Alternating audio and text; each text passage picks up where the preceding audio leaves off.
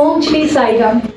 ఈరోజు మనతో పాటు ఉన్నది అన్యథా శరణం నాస్తి పుస్తక రచయిత విజయమ్మ గారు. ఈరోజు మనం అన్యథా శరణం నాస్తి నుంచి చిన్న చిన్న భాగాల్ని విందాం. మొదటిగా మీ మొదటి దర్శనం 1945లో జరిగింది. అంటే సుమారు 80 సంవత్సరాలు కావస్తోంది. అసలు మీకు స్వామిని చూడాలి, స్వామి దర్శనం చేసుకోవాలి, స్వామి దగ్గరికి వెళ్ళాలి అని ఎలా అనిపించింది? విజ్ఞానం, ప్రజ్ఞాన, సుజ్ఞానములకు కులపతి అయిన ప్రభు చరణాల విందములకు భక్తిపూర్వక నమస్సుమాంజలు.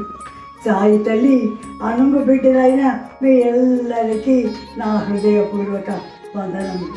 నేడు ఈ ప్రపంచమంతటా అతి నూతనమైన, విస్మయాత్మకమైన, విజ్ఞానపరమైన పరికరములు నిండిపోవటం వల్ల అతి సహజమైనటువంటి అలవాట్లు మరుగుపడిపోతున్నాయి. మానవుడు చదవటం, రాయటం మొదలైనవి పూర్తిగా మర్చిపోతున్నారు. కాబట్టి మనం మానవతా విలువలు వాటి యొక్క ప్రాధాన్యతను పోగొట్టుకుంటున్నాయి. వారు తెలివినంత తలలో నింపుకోవడానికి బదులు సెల్ ఫోన్లో నింపుతూ ఉన్నారు.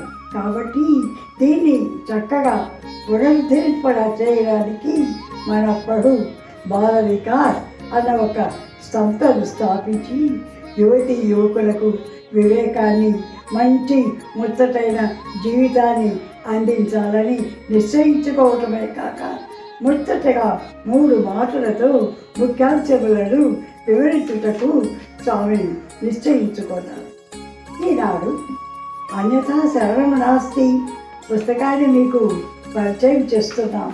ఎందుకంటే దాని నిండా స్వామి సంబోధించినటువంటి చక్కని నీతులు, మనకు ముఖ్యంగా కావాల్సినటువంటి యొక్క పద్ధతులు వివరంగా తెలపటమే కాక మనం సంస్కారవంతులం ఎలా కావాలి అన్న ముఖ్యమైనటువంటి ఒక ఘట్టాన్ని మనకు ప్రభు అందిస్తున్నారు.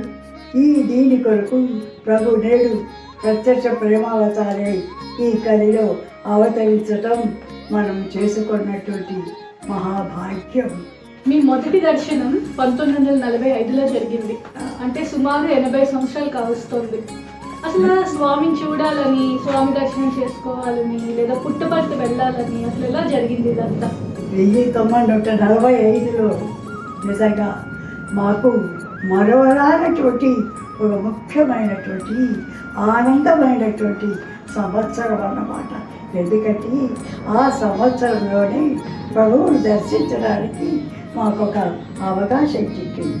మొట్టమొదట మా పెదనాయన కూతురు అనంతమ్మ గారు పుట్టపర్తి వెళ్ళి వచ్చి మా ఇంటికి వచ్చారు.